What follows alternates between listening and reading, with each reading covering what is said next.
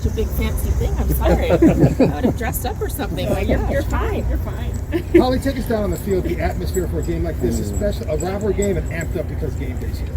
It's going to be insane. I just hope you all are prepared for the insanity because, number one, I think it's excitement for being back to some normalcy and having a full stadium and capacity. But then you add a rivalry game on top of it, and then you add a top 10 ranking for both teams. Never happened before in the history of this rivalry. And then you add the expectations that Iowa State's about to have. You know, this is a program that has never been here before. And I was at practice yesterday, and Matt Campbell got the guys all together after practice, and he said, college football is about who can win the moment, but you never know when your moment's going to come. And so I look forward to seeing if they can be ready for this moment that they haven't been in before and achieve it. Holly, what's it mean for you to be on the sidelines this year and doing this type of business? It's really cool for me. Like, I don't think you guys can understand how cool this is. So the last time I covered a Matt Campbell game where he was on the field and I was on the field, he was playing for a national championship for Mount Union. So I feel like, you know the old Drake lyric, we started at the bottom, now we here? That's me and Matt Campbell. Like, we talked about it in practice yesterday, like, look at us! Like, oh my gosh! We both have come such a long way, so I just think it's awesome. Like, it's totally cool. Was that 2001 by chance? I did two of his national championships, 2000 and 2001. Because that was 9/11. Yeah, I did two of them, and he played really well. Yeah. He was a good linebacker, number 89, and he was a terrific player. How does experiencing Hilton's atmosphere prepare you for tomorrow? So I'm not going to lie, I'm going to be very judgmental tomorrow because I will be comparing it to Hilton, Iowa State versus Kansas in the heyday. You guys know very well, you've been in those moments with me, that it's chaos, and I can't wait to see if this feels the same or how this compares, because Hilton Magic is a real deal. I believe in it. I've lived it. So I'm waiting. What do we have a nickname for Trice? Trice is really nice. Like, I don't know. What's our? We need a fancy Hilton Magic nickname for Trice, or maybe they have to earn it tomorrow. I don't know. So what have you learned about this rivalry over the last week? I know you stopped and talked with Caitlin Clark while out in Iowa City. You've got a little bit of crossover there with Blake on the football team, that kind of stuff too. What have you learned about this rivalry? Well, okay, it's so fascinating because every time I come to Iowa, I'm just always blown away by how nice people are. And it's just like, oh my gosh, the Iowa people are always so kind and loving. The Hawkeye fans are so great to me. The Iowa State fans are so great to me. And then I see Twitter and social media, and I realize they're just not nice to each other. So Iowa State fans are the nicest people in the world unless they're playing. So that's what I've realized. I think hate week is a real description. And I had a good visit. I flew in early. I flew in Tuesday night at midnight so I could go and drive out to Iowa City and be there for practice at 8:40 Wednesday morning, because I wanted to hit both teams. You know, this is a close way to do it, so I wanted to put in the extra effort and do that, and it was awesome to be able to experience that. Iowa looks good. I mean, their offensive line is really young and inexperienced for them, and yet they look amazing. So I can't wait to see how this unfolds. But Caitlin Clark was a great story. I was like, where are you going to be? She's going to come to game day. And I was like, where are you going to be sitting? And she's like, well, I'm sitting with the Iowa State people. I was like, what?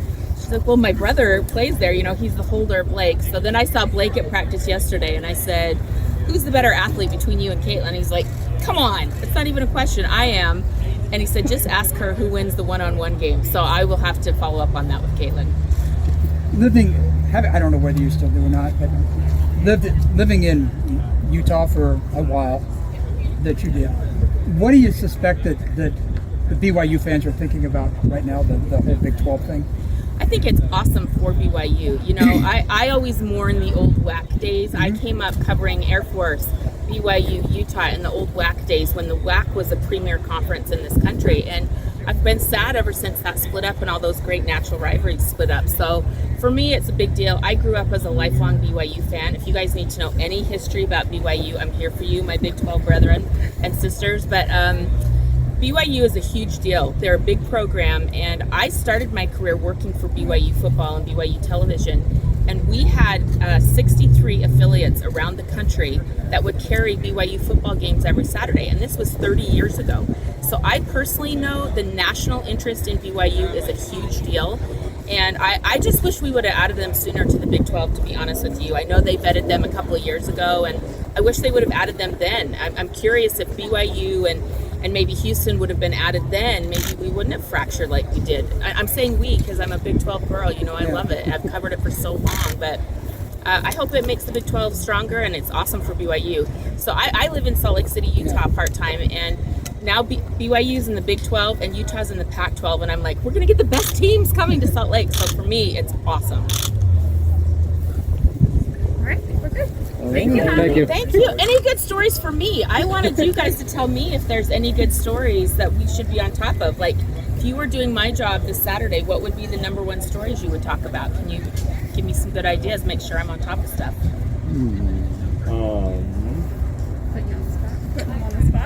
Trevor Downing, I know, has a niece that actually was treated at U of I hospital. Okay, so I know that's there's good. a tie there. I can't I'll remember follow up the on that. deep dive on it, but I know something we've talked about at our station. So Okay, You're I'll looking- follow up on that for sure. Yeah. Thank you. yeah. Anything else? Two of the better centers in the country in this Okay. game. Thank you. Right? So I'm a little obsessed with Tyler. I have not seen Iowa State Center quite yet, but Tyler's fascinating. I've got old video of him pitching. You know, like a kid that size. He's a big, strong kid, but he was a really good pitcher, and he balanced summer baseball while he was working out as a freshman in his workouts at Iowa. So I thought that was a really cool story. And he also beat Tristan Wirfs in wrestling. Yeah. We got the pin. We've got the video of the pin. So I don't know if Tristan's going to come to this game. You know, he played last night. I was curious if he'd come so I could get his side of that story. But it's a pretty nasty pin of Tyler over Tristan, which is kind of funny. All right. Anything else? You guys good? Any other good? Thanks, Holly. So there's a second string defensive lineman for Iowa that went to Ames High, Joe Evans. Yes, I followed up on him. Okay, good. So I did ask about it, and they felt Iowa State. I didn't talk to Matt about it, but I talked to other personnel people, and they said that he was a Hawkeye kid from birth. Like his dad was really into Hawkeyes. Yeah. So it's not that they didn't recruit him; they just knew where his heart lay. But he was in on some crucial plays last week. I don't know if you guys saw. He had a major role in one of their pick six plays, and so I'm kind of looking forward to that. That's got to be weird for him to come home and play in Ames against Iowa State, but I guess he grew up a big Hawkeye fan. His dad was the principal at Ames High. Yeah. Oh, wow. I've spoken to the mayor of Ames, but not the principal. Fred, So. what'd you find him? That's so funny. Yeah, I get your Ames humor. I love that we understand each other. For what it's worth, Iowa City High School and Ames High School are playing tonight. At Ames Oh, High School. really? Yeah, they're doing Oh, a did little they tweet side us? I think they tweeted. Is it here? Yeah. Iowa City and Ames here. What time? 7 o'clock. 7 o'clock. Yeah. Can I get special treatment and get like a press pass or something? Tell them you know Dave Sproul from KASI Radio, and Okay, you'll you can be get good. me right in there. Where is? So at 7 o'clock tonight. Yeah. All right, I gotta check it out. Get there early. There's a lot of construction in that area, and it's a small parking lot. What do they call that trophy for A this? little side. Little Cy Hawk. Oh my gosh. Another clever guy. All right, I'll be there. Blowing We're all it. over these I'll be there. That's awesome. That's so cool.